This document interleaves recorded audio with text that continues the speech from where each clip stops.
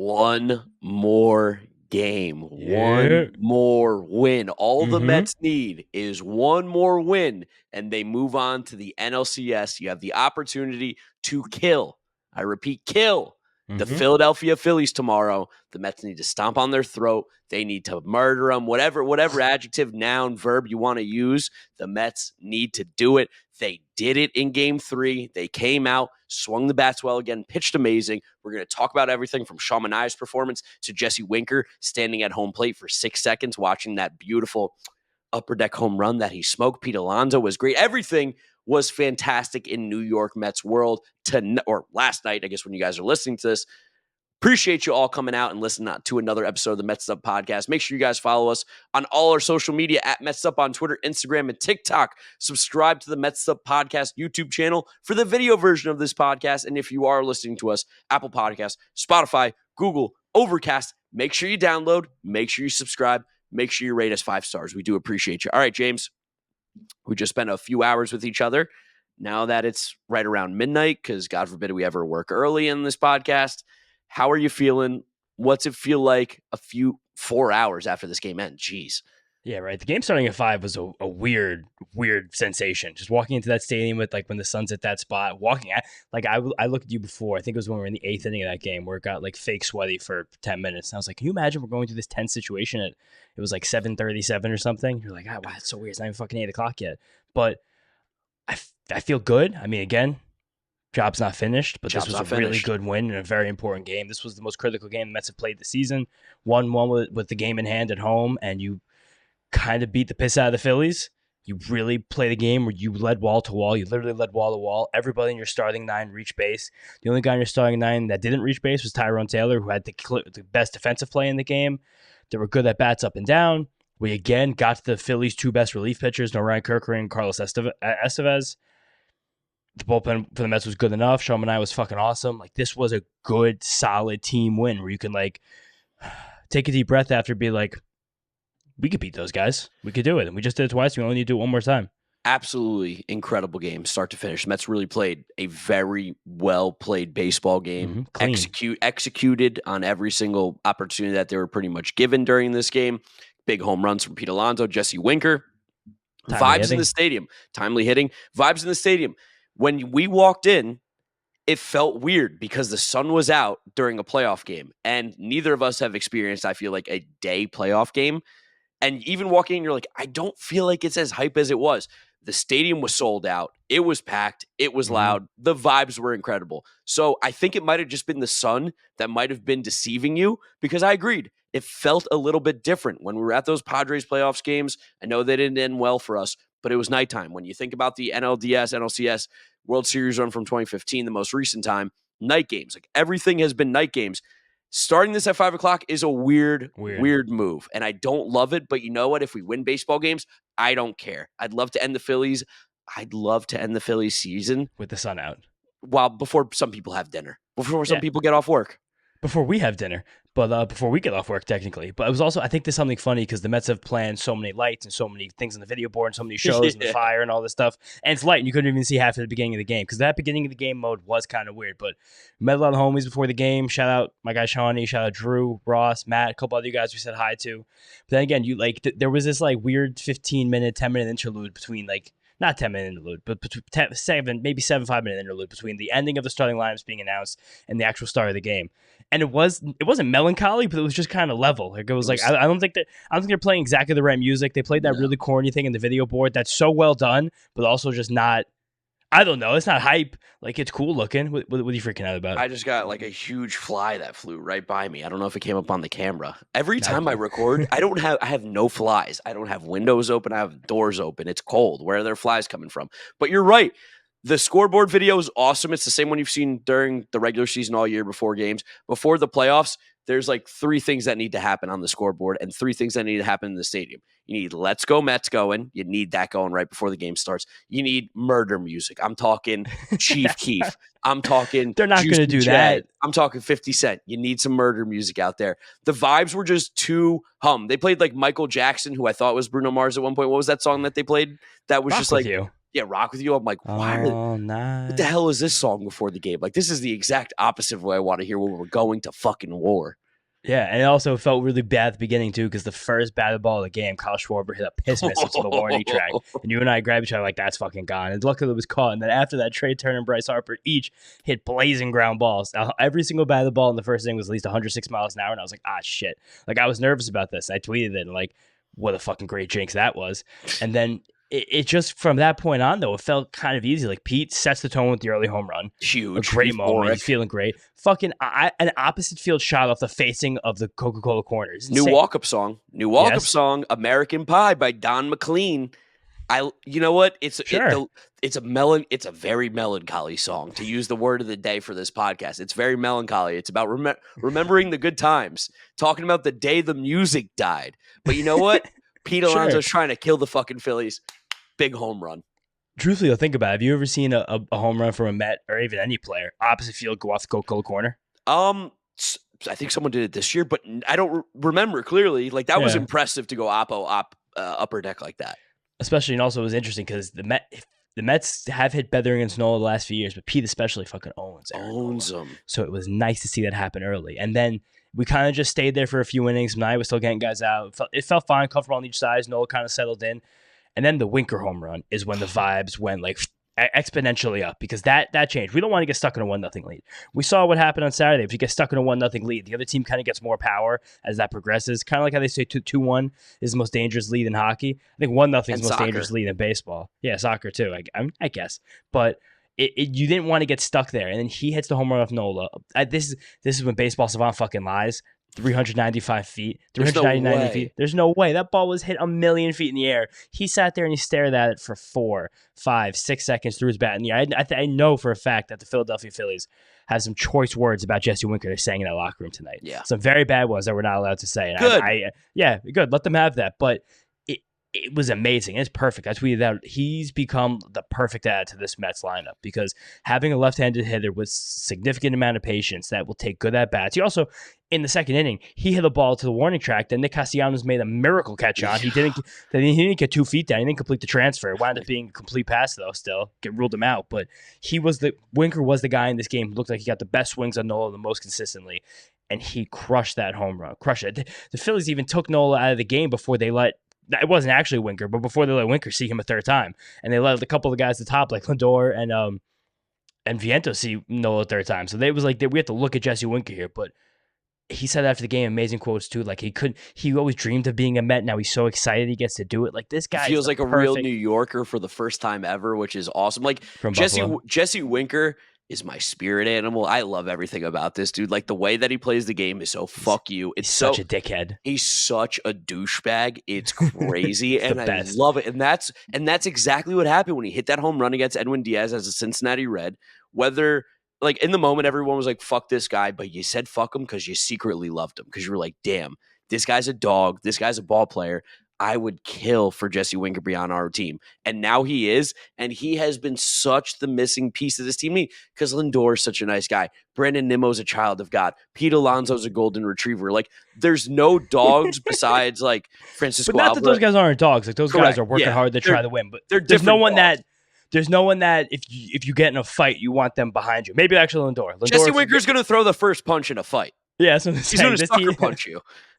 And you know what? He's probably going to win because of that sucker punch, but that's the best. And this game still chilled out after that. Like, Nola kind of locked himself in. Like, we were really giving Nola a lot of credit from up the third base line where we were sitting, because he was doing this thing where he had through one bad cutter earlier. Francisco Alvarez spun back on him, and Alvarez, another guy that should have had the home run. The first 4 innings of this game, the Mets put 5 balls that were within 3 feet of homers. 2 of them actually made it, but then didn't. Alvarez is smacked off the wall like 107 miles an hour for color that spun back. And then after that, Nola was just like, fuck it, I'm going sinker and I'm going a curveball.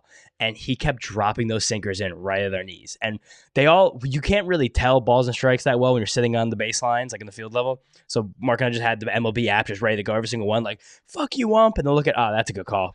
Like, get off your knees, Blue. Well, that's another really good call with a dot. But yeah. Doug Eddings did an amazing job. Looking back at it, I don't feel like he really missed a call all night.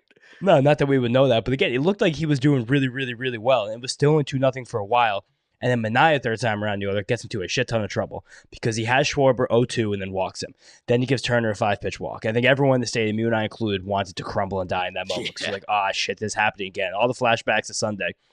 And then he completely murdered Bryce Harper in a 3-pitch strikeout. I couldn't even watch the at-bat. I was like looking at it through my hands. I was so terrified about what was going to happen. And he just pieced him up 1-2-3. And something that was really, really cool about that at-bat and about what Manaea did in this game in general is that at-bat against Harper, he threw a first-pitch changeup to him. Same with the at-bat against Schwarber, first-pitch changeup. Manaea threw more changeups, a higher percentage of changeups in this game than he had in any start this year since April. And he tied the most whiffs he had in any single start with 7. But those first-pitch changeups to Schwarber and Harper, I almost just Schwarber. Manaea hadn't thrown a first-pitch changeup to a left-handed batter this entire season. He had never, ever done that in a New York Mets uniform. Well, even when he threw it, we were like, first pitch changeup. Yeah, what? Against a lefty? And then he did that shit, and both of them kind of looked and were like, what? Because both of them whiffed at it. Yeah. Because I think they were shocked by it. And then he threw a couple other really nice ones to Bohm and Turner. He mixed it around nice. But the fact that he didn't do that the whole fucking year, and he pulls it out in a playoff game when he sees the best hitters in the other team, or some of the best hitters in baseball, the third time around the order, that is sexual right there. Like that's the top of your craft pitching type shit. Sean Manaea, not that he needed any more respect from us because we were big Sean Manaea guys. We've loved him all year long.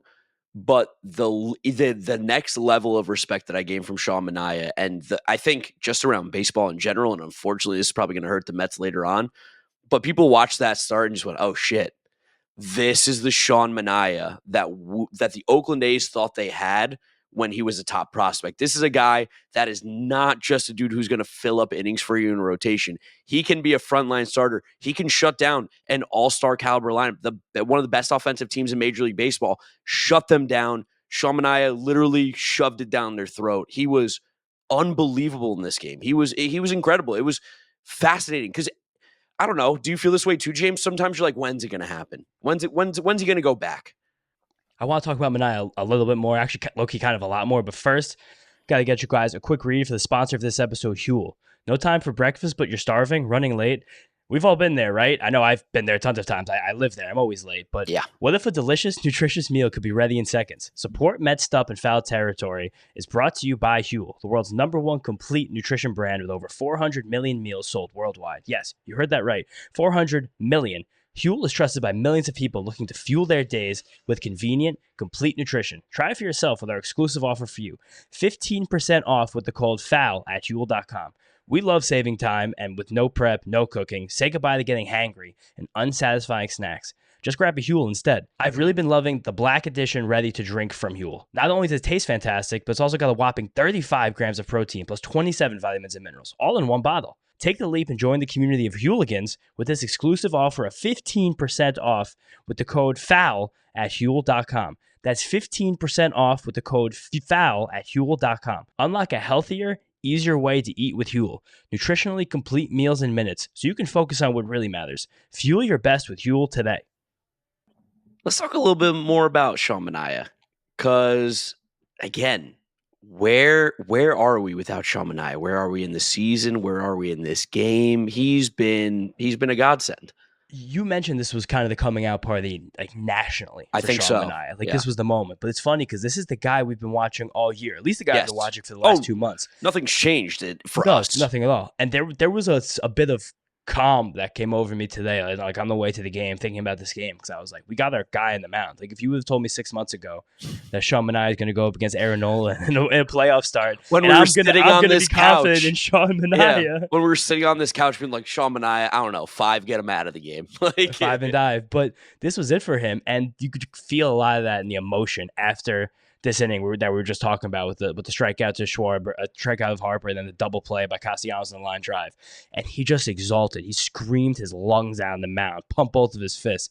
I think I mentioned to you before the game, I was like, Sean Manaea has an opportunity to make $100 million today. Oh, easily. And this now, I think, puts Sean Manaea in a different category of the play of the free agent pitcher. Something that I think, again, like something maybe Jordan Montgomery thought he did with himself last year. But I think people are going to think that Sean Manaea is significantly better than last year's version of Jordan Montgomery, which is, again, a crazy thing to say, but like you guys, like watching this for the last 4 months, like it's not a joke. It's very, very real and it's very spectacular. I mean, Eduardo Rodriguez just got 4 for 80 with an option to make it 5 for 97. Manaea's a lot better than him. A lot better. And Sean Manaea also had a little bit extra going in to today's game too. I have a lot of burps because we've had a couple beers. But Sean Manaea's aunt died today. The day that he was pitching. And that's why he looked to the sky, kissed on his way off the mound. Shout out Tim Healy for that bit of information. After the game, he said this game was for her. And apparently, again, we didn't watch the game on TV, but in the dugout, my dad texted me. He's like, Manaea is emotional. Like, he's not just like excited and pumped about how well he pitched. Like, he's having a really big moment, and it seems like there's something bigger going on. You find out that his aunt passed away. Found out that he wears the number 59 because of his brother. Apparently, that's the day that his brother died, 5'9". So, like, there's a lot of different significance behind what was going on for Sean Manaea today. And for a guy to pitch like he did with that emotion in what is, again, the biggest game of the year for the New York Mets, you tip your cap and you're like, Sean Manaea, fucking amazing. So damn good. Legit. He's also become, you could feel it like in the days when he's not pitching and also the days he is pitching. Like this, like he's an emotional leader of this team. Yes. Like he's a vibe setter. Like he's a tone setter. And you kind of feel it when the Mets get through that inning and then immediately the next inning, bang, we have the rally off Nola, knocks him out of the game. And we almost blew it. We almost fucked it up. Almost, but we didn't. Almost. Orion Kirkering comes in after Nola, as he always does, gets in trouble third time around the batting. What'd I tell you, James? A couple hits. What'd you tell me? I said I want Orion Kirkering. Give me that fucking loser. Give me Orion Kirkering. And it worked. The Starling Marte got the 2-out single. It changed his entire game, changed the whole tenor of it. Starling Marte? No, it was Colin was in the booth tonight, not Maricel. But it was perfect. And then I couldn't believe it. Then Mendoza sent up Manaea for a 7th inning after we have a 20-minute inning, and he fucking massacred 7-pitch inning. Dude, what were the when the Phillies did that? That was to me that was a moment. That was a throw in the flag. This game's over. We don't want this one because JT Realmuto came up, swung first pitch. Who was up after him? Was it Austin Hayes? Alec Bohm. Alec Bohm, everybody's favorite. I won't say anything until the series is over. Alec Bohm came up, had an uncompetitive bat. Like they had uncompetitive, disinterested at bats. Can I tell you an objective statistic about Alec Bohm? No, don't say it. Don't say. I mean, it's an objective statistic. It's 2 numbers. Nope. You're not allowed. Not allowed. I won't allow it. Cover your ears because I want the people to listen to it. Headphones are out. You wave when it's time. Alec Bohm has had 6 plate appearances since he was benched last game by Rob Thompson. He's only seen 8 pitches in those 6 plate appearances. Mark's coming back now. He didn't want to hear that, but I don't want to hear it. I can't hear it.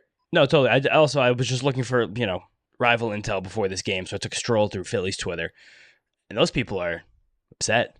Oh. Upset? That's the word you'd use? Yeah, upset. They're disgruntled. But again, Phillies fans? We're not. Job's not finished. Job's not finished. We have a lot of Mets fans are getting a little ahead of their skis right now. Little bit ahead of their skis right now. We're seeing some tweets. We're seeing some people talking some group chats about who you'd rather play, about what's going on. No, there's one team on the schedule right now. It's the Philadelphia Phillies, and there's a game on Wednesday night at 5:08. And then there's a game Friday, time to be determined. So those are the 2 things that are happening in our lives right now. And there's nothing on the schedule past that. Nothing even exists past that. I would love to play anybody in the NLCS. Yes. I'd love to play anyone. Give me the 1920 Yankees. I'd love to play them. Give me the Angels in the outfield. I'll do anything. Give me the Wild Thing Indians. Yeah, give me the Monstars. Anything. Because after Wednesday's game, then it's Friday game. The only thing on the schedule past that is fucking March. So let's go relax for a second. There's a long way to go. This is a really fucking good baseball team, and there's a lot to do. And I think the Mets had this mentality tonight because even after they got those 4 runs, they come back again the next inning off of the original rat, Jose Alvarado. Fatso on the mound. He makes Alvarez and Lindor look horrible, start the inning, and then we just bring a beautiful 2-out rally that ends in the king. Who else? Jose Iglesias getting the big hit off of your boy, Jose Ruiz. And Pete got a little excited at the end of the inning, but he did get a little excited. That made 6-0. You're like, all right, when it was 1-0, I felt good, but not great. And it was 2-0. I'm like, okay, let's tack on more. And then 4-0. Then you're 6-0, and it kind of felt like a party in Citi Field. Like people were fucking losing their minds, screaming. We had a little kid in front of us who was a fan of the channel. Let's fucking go. He was like 11. He just turns around and screams, "Let's fucking go!" And we're like, "Hey, love it." High fives. And James goes, "Hey, what'd you tell him, James?" I said, "Hey, as long as you're inside this building right now, you can say anything. I think I said anything you could fucking want," which is not a good role model. But I was like, when you go home tomorrow, next day, You're a good little boy. You can't use those words in public. And his mom started laughing hysterically. But yeah, that was a good moment there too. And then luckily we got all those runs because we had big sweat in the 8th inning, but it was fine. Wound up being fine. No big deal. Couple hits from some good players. Doesn't matter anymore. Phil Maton is far outside of the circle of trust, and this was an opportunity for him to get back into it. He is out of it. I don't think I would love to see him pitch the rest of the series, probably also along with Jose Budo, sadly, but I think it's just where we are right now as a team, as a bullpen circle of trust. That's where we are, circle of trust. Here it is. Phil Maton's over here. Jose Budo's over here. I'm sorry, I don't make the rules, just that's what it is. And Francisco Lindor saved the vibes. We got another run back, and then we can cruise out of this fucking game and feel really, really, really, really good about the first 3 games we've played in the series, up 2-1 with one more at home on Wednesday night against these fucking Phillies. Do you think there would be what were the odds, if you had to guess, that Ryan Stanek would close out an NLDS game for the New York Mets in 2024? If I asked you on April 1st, what would you have said? If you asked me on April 1st, I would have given you like a 1%. If you asked me on January 1st, I would have given you like a 25%. So you know what? Like, it worked. That was a messed up supremacy outing because Phil Maton sucked, and then Ryan Stanton comes in and shuts the fucking door. So that's it. Sometimes we know a little bit. Sometimes know a little bit of stuff, but amazing, just super amazing. And it was such a team win. Rising tide lifts all boats. Everybody contributed. Everybody was focused. Everybody was motivated. And I was telling you this right now. I think when you compare all the DS series happening right now, I think first you split up the American League and the National League because the American League is playing like slow pitch softball. They're just kind of having some fun out there. Coughing baby versus coughing baby. And then there is the New York Yankees. It's the Yankees who are by far the best team trying to defeat the AL Central. I really pissed off one of my Yankee fan friends the other day because I told him if all the 3 remaining teams left in the AL started an all-star team, I think the Yankees would win 6. He was like, how the fuck could you say that? Have you been watching this team play? I was like, dude, you're just better than them. You just stop telling me I'm an idiot because I'm telling you your team is good. But then you have the National League. You have these dogfights between these 2 teams that fucking despise each other. Deep-rooted hate for each other. I think, though, the Phillies and the Mets, I think there's a ton of mutual respect. Yes, but I think there's just a lot of animosity and bad blood. But like after every single game, both teams are heaping credit to the other team. Yeah, like, I hate it. Yeah, it's terrible, but I think it's warranted. But then you go to the Padres and the Dodgers, and there's vitriol. There's pure hatred in their eyes. Wait, did you see what Jesse Winker said about Milwaukee? Yeah, that's unbelievable. So Jesse Winker, I guess, did a interview with the Journal Sentinel of Milwaukee, which is fucking hilarious. And credit to that journalist for reaching out. Jesse Winker says he'll hate the city of Milwaukee forever. So you talk about hate and vitriol. Jesse Winker's like, this place fucking sucks. Again, it's not Buffalo. That's over. Get me out of here. But then you go to the Dodgers and Padres, and Fernando Tatis is a home run the first inning off of Walker Buehler. Yeah, first inning. And then he like stares at Walker Buehler for 3 seconds. It felt like an hour. Throws his bat down. There was the insane incident that I love Jeff Passan. This has been blown way out of proportion. Manny Machado rolling a ground ball towards the Dodgers dugout like every player ever played baseball does at the end of the little thing you do before the inning. Threw a ball at Dave Roberts, Dave Roberts. I don't want it. There's no room for that in my game. But again, like all these little tiny things. The incident the other night we didn't talk about, but where they're throwing things at Jerks and Profar in the outfield. Bad. And then after they win Game 3, the Padres, to take a 2-1 lead, similar to the Mets, Fernando Tatis drops down to his knees and screams and flexes to the crowd, his home crowd. But I was just like, this is crazy. It's like these 2 series are fucking crazy happening at the same time. And then on the other side, I feel like, and I told you this while we were watching the pregame warm-ups and the announcement, I was like, the Mets looked locked. They look comfortable. They look locked. Killers. Like they came out like they had smiles on their face. Not that means anything. Obviously, you could fake a smile. You could do this or that. But the Mets were like, there was a quiet confidence. Shout out to TCU baseball video from like 2012. Fucking amazing, quiet confidence. But there was a quiet confidence that the Mets had coming into this game where it was like, oh, we're back home? We haven't been here in a month. Francisco hasn't been here in a month. Lindor hasn't been here in a month. We haven't played here in 2 weeks. I think we got this. We've been playing good baseball. And they just took care of business, which is so, so awesome. That's all you could ask for as a Mets fan. Literally. And it was this kind of thing we've always been asking for, and it happened. And it's also funny it's happening at the same time as the most chaotic I don't know, fan engagement any team has ever seen during a playoff run like this, because Grimace was out and about. They had Grimace themed Subway He 7 was on lines the running 7 around. line. Yeah. Then he was on the 7 line, and Dan Partel's got a video that's gone mega viral of Grimace and the Mets fans dancing, jumping up and down, screaming, "Let's go Mets!" And then another one, this girl Chrissy Elise on Twitter, she Yes. a monster with the Grimace content tonight. She was one of the Grimaces that was flashed on the national broadcast.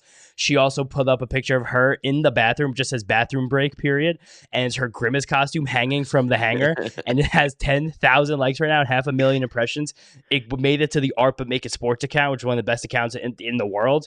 It was just, and then there was a shot in the jumbotron. It was about to be two Grimaces making out. I know. And then they flashed away. I was like, "This is I can't." Shout out to McDonald's for jumping on this and turning this into another money making scheme for one of the greatest mega corporations ever existed on earth. But holy shit, is this Grimace thing fun for the Mets? Like what this has become now.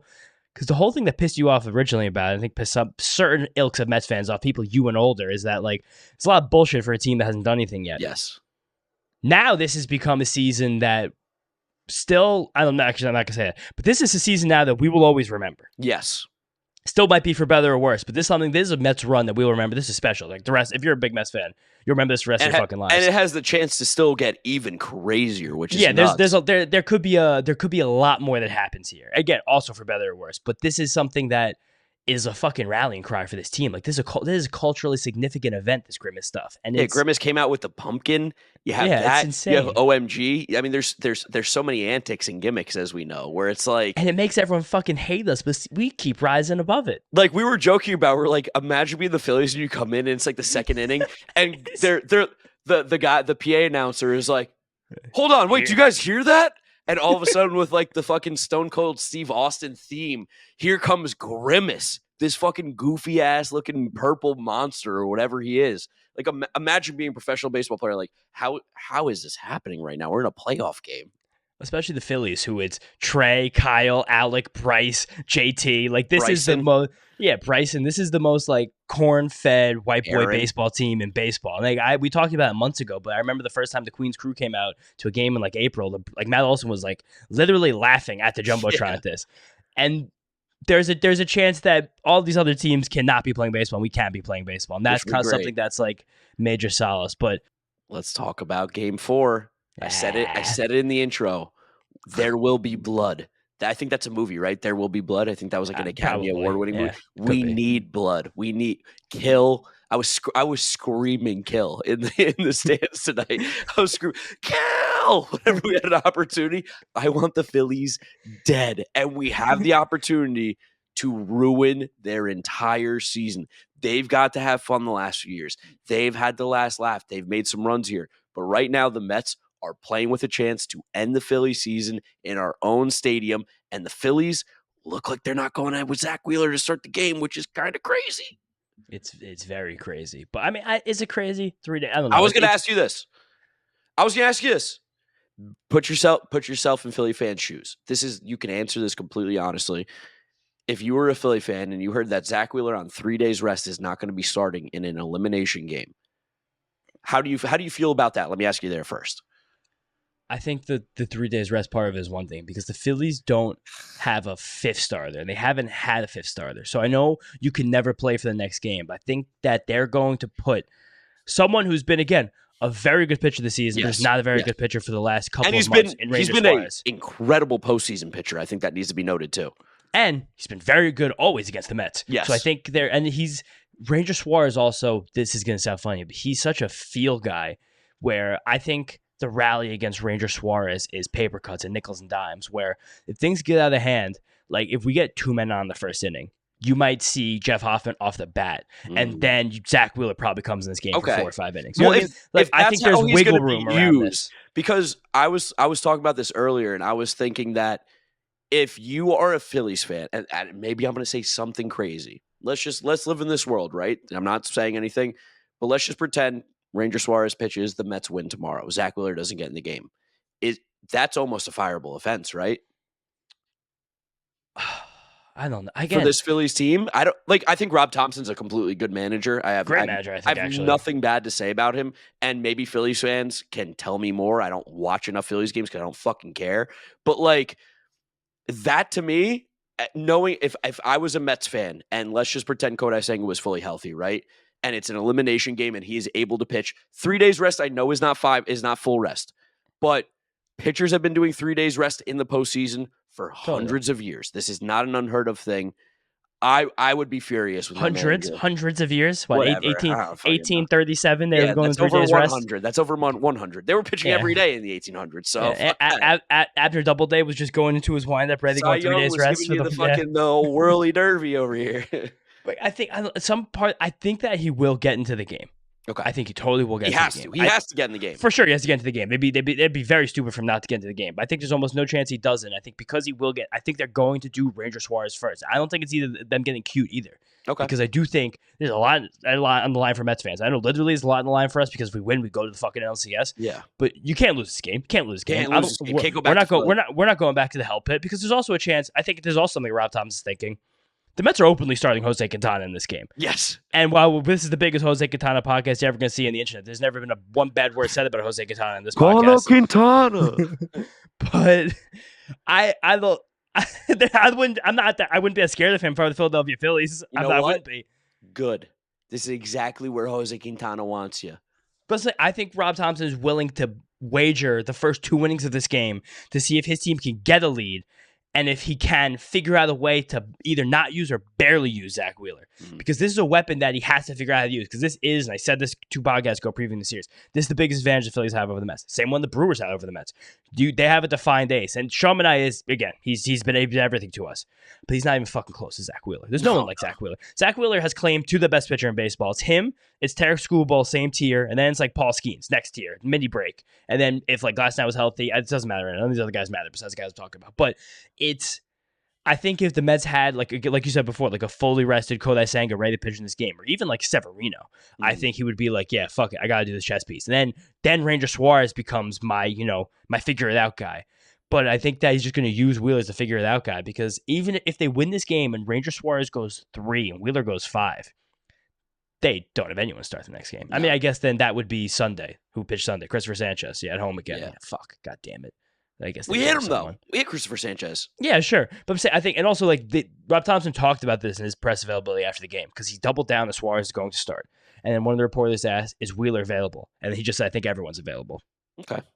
So that's what that is, and it's just a big part of this game also for the Mets. Like Quintana's gonna have to keep them down. The changeup was so good last game, but he's really gonna need the curveball and see if he could bring a little sweeper back there because the lefties, it comes down to Schwarber and Harper. You could throw curveballs to them. Schwarber and Harper. Yeah, no, but like the curveball has been really hot and cold the last few months, but then he's gotten better as he's gone a little bit away from it more, but he still has some. Phillies chase. Yeah, they have to do chase. That's the thing. It all comes down to Quintana. Then this bullpen's going to have to step up. It seemed like in this game, Carlos Mendoza was timid to use the bullpen. Sending Manaea back out to the 8th inning and seeing him throw an 88-mile-an-hour sinker. And then Mendoza coming to the mound and giving Manaea the chance to talk himself back onto the mound. And Manaea being like, dude, I just threw an 88-mile-an-hour sinker. I have to come out of this game. But it's good. It's got to be all hands on deck. You got to go balls to the wall. Like I know we have a similar thing too. We don't really even technically have a Game 5 starter, so you probably are hesitant to use both of Peterson and McGill. But if Quintana gets into trouble, one of those guys has to come into the game. And if that guy gets into trouble, the other one might have to come into the game because then we just have to stand it through the inning of the third tonight. I don't know what he's going to give us. Then besides him, it's just Garrett and Diaz. So it's a lot of this comes down to, I think this game is really going to be defined by the first 3 innings, where I think tonight's game we knew was going to be more of a slog, where we knew both these pitchers were going to pitch deep and kind of work around. There's going to be games to be played. The first inning today is going to be super indicative, I think, how this game's going to go. Yeah. How each team's top 3 throws counter punches to what's the worst starter on the other team's roster. I was talking about how important it was to get on Nola early because of kind of the same thing here where it's like we got to get to that bullpen. We got to get him out of the game. He's so good. We can't let him get comfortable. You got to get on Ranger Suarez early because you know Zack Wheeler's coming. That's the big thing. Yeah.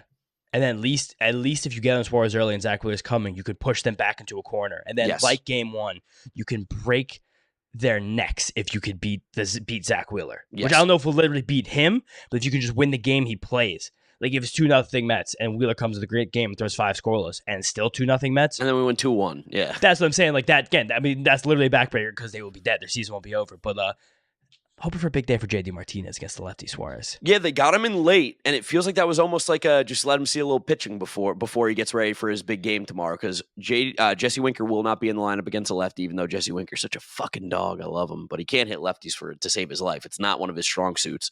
JD Martinez will be in the game. You're going to Have see, a I think, the moment. same lineup. You're going to see Tyrone. You're going to see Alvarez. You're going to see everybody that you expect. Love Alvarez hitting ninth, by the way. Got to sack your Awesome. Franciscos. If you don't, what are you doing?